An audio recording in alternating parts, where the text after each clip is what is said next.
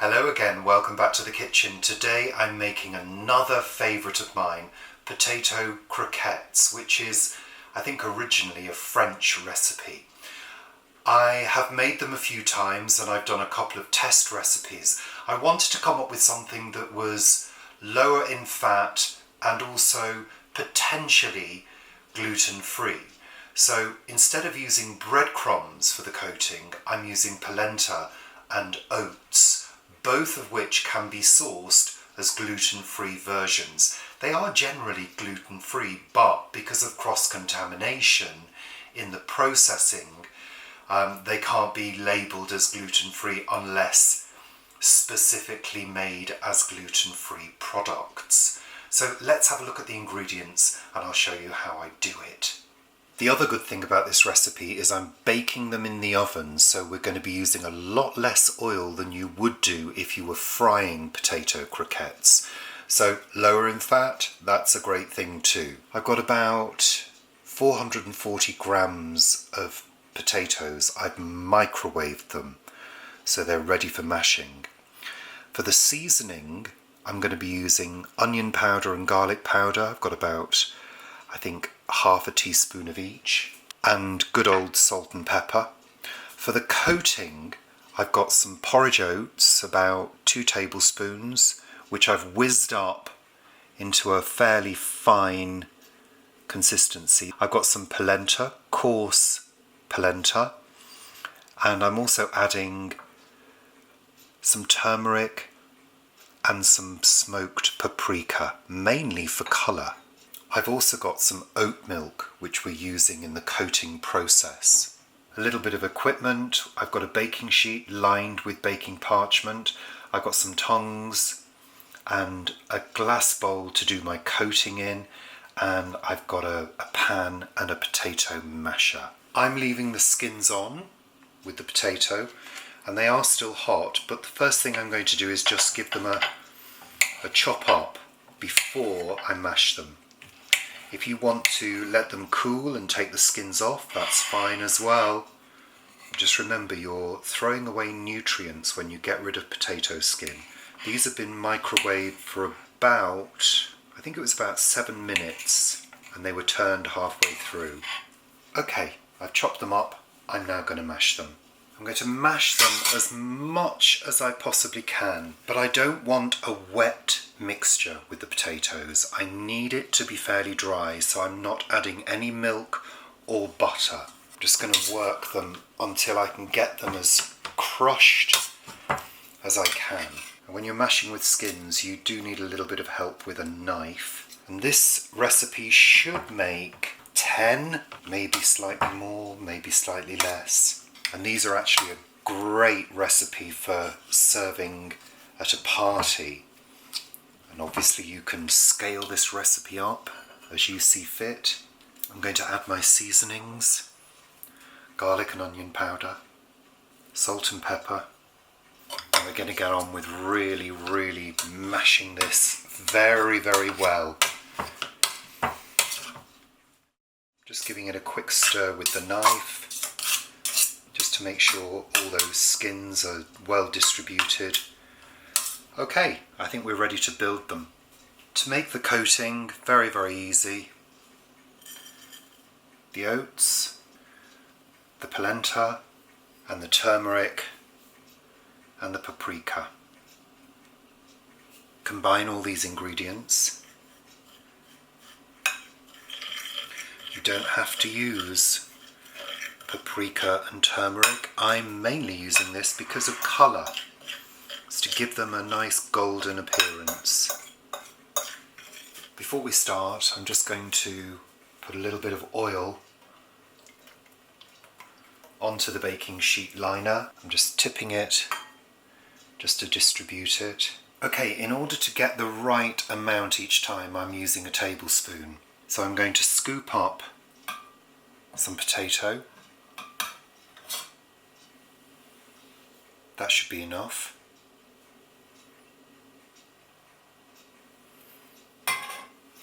I'm going to start by squeezing it hard, then forming it into a ball, and then just pressing it down. If it cracks, roll it again. Don't really want any cracks. That's good. I'm going to gently dip it in the milk and then into our coating.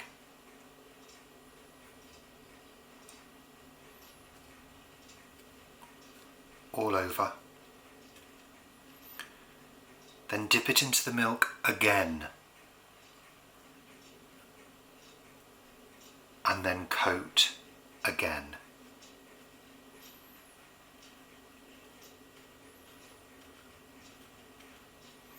Make sure it's well coated. Onto the baking sheet, just give it a little whiz on the oil just to coat the underside. And repeat.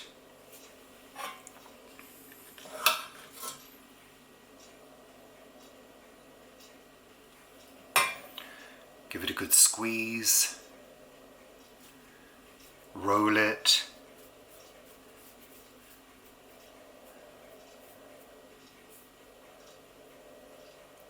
Give it a squash into the milk. It's oat milk that I'm using. Coat it. Make sure it's thoroughly coated.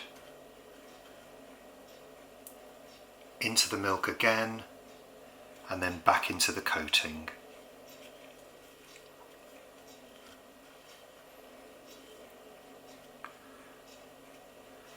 Onto the baking tray, give it a little whiz around, and repeat.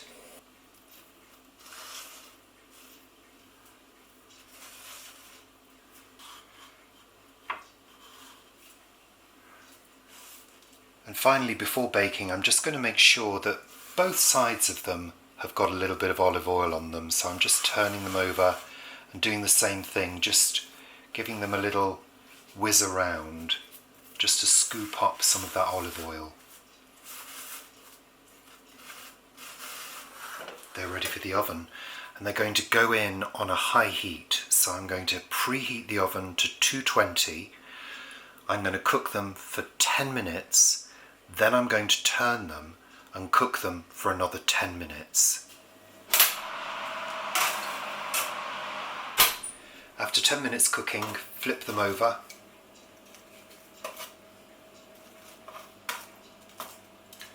Pop them back in for another 10 minutes. Okay, we're done. They're out of the oven. They're crisp and lightly golden and hopefully should taste great. I think we're going to enjoy these for a simple lunch with some baked beans.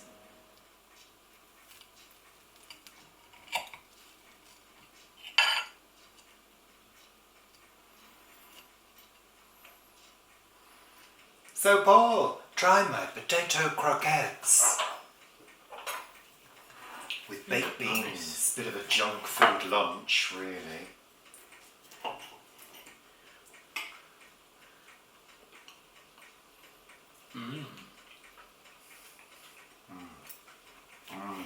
Oh, they're sort of taking me back to ones Mum used to have in the freezer. She'd put them in the deep fryer. That's the beauty of these, oven baked and still a nice crispy coating. Well, it's sort of got a slightly, you know, those really bad fish cakes that we used to get as kids. A bit like that, which is rather nice. I mean, not fishy, but that texture. They're great.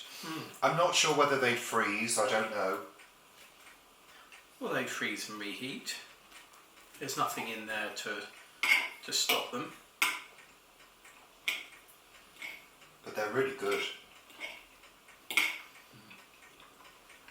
The flavouring's lovely as well with the garlic and onion powder and the black pepper. I love the texture. I really do love that texture. Well, it's only potato. It's quite nostalgic. It's only potato.